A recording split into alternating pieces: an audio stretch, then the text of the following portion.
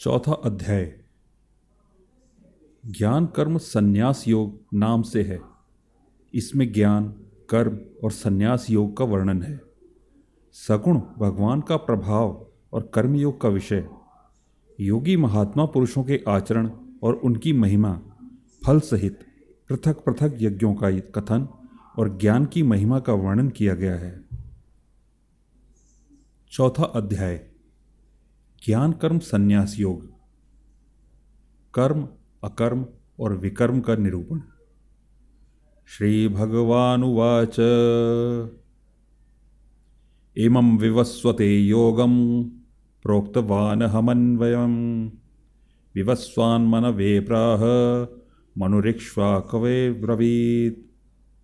श्री भगवान ने कहा, मैंने इस अविनाशी योग विद्या का उपदेश सृष्टि के आरंभ में विवस्वान सूर्यदेव को दिया था।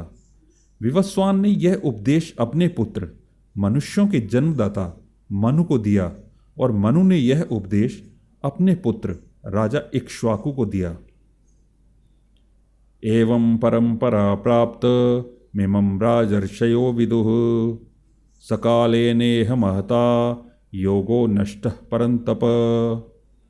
हे परंतप अर्जुन, इस प्रकार गुरु शिष्य परंपरा से प्राप्त इस विज्ञान सहित ज्ञान को राज ऋषियों ने विधि पूर्वक समझा, किंतु समय के प्रभाव से वह परम श्रेष्ठ विज्ञान सहित ज्ञान इस संसार से प्रायः छिन्न भिन्न होकर नष्ट हो गया। स एवायं मया तेद्य योगः प्रोक्तः पुरातनः भक्तोऽसि न मे सखा चेति रहस्यं ह्येतुदुत्तमम्।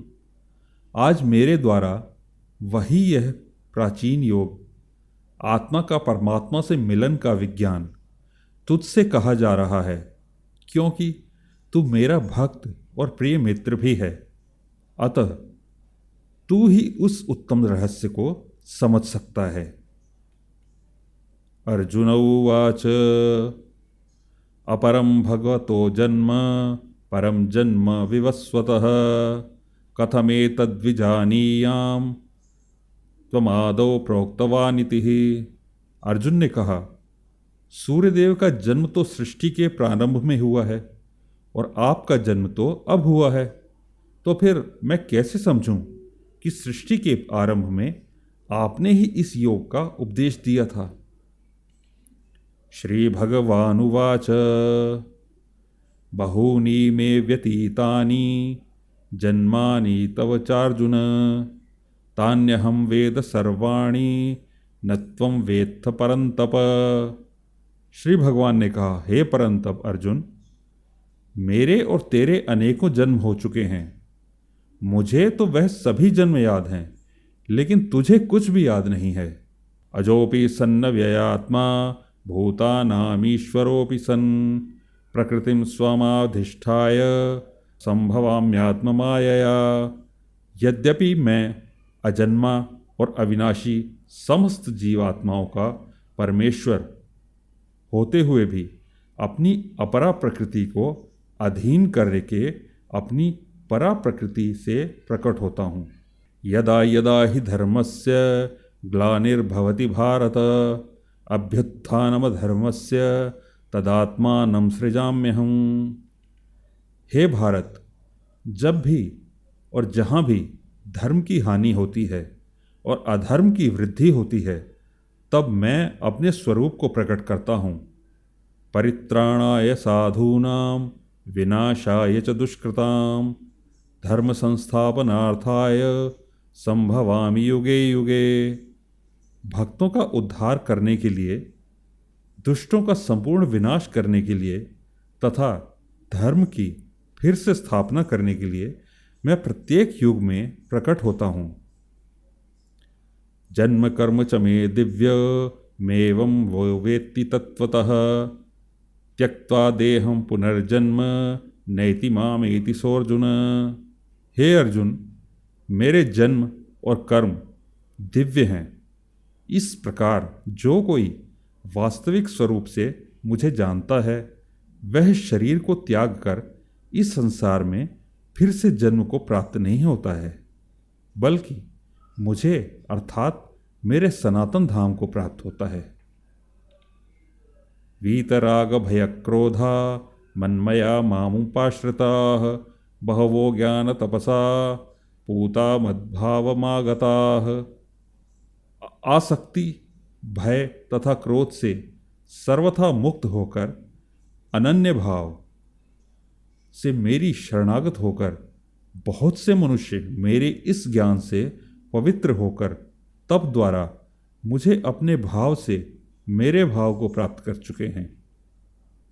आखिर गीता में क्या खास है?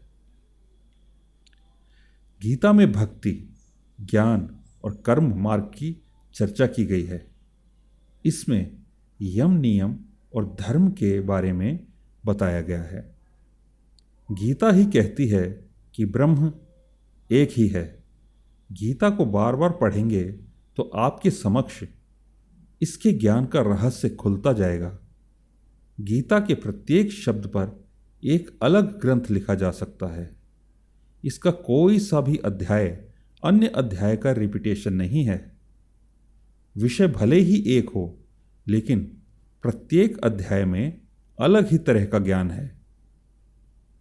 गीता में सृष्टि उत्पत्ति, जीव विकास क्रम, हिंदू संदेशवाहक क्रम, मानव उत्पत्ति योग, धर्म कर्म, ईश्वर, भगवान, देवी देवता, उपासना, प्रार्थना, यम नियम, राजनीति, युद्ध, मोक्ष, अंतरिक्ष, आकाश, धरती, संस्कार, वंश, कुल, नीति, अर्थ, पूर्व जन्म, प्रारब्ध, जीवन प्रबंधन, राष्ट्र निर्माण, आत्मा, कर्म सिद्धांत, त्रिगुण की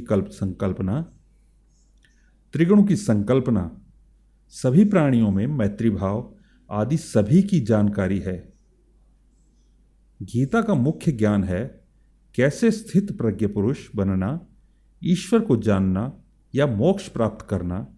श्रीमद् भगवद गीता योगेश्वर श्री कृष्ण की वाणी है। इसके प्रत्येक श्लोक में ज्ञान रूपी प्रकाश है, जिसके प्रस्फुटित होते ही अज्ञान का अंधकार नष्ट हो जाता है। ज्ञान भक्ति कर्मयोग मार्गों की विस्तृत व्याख्या की गई है। इन मार्गों पर चलने से व्यक्ति निश्चित ही परम पद का अधिकारी बन जाता है। ओ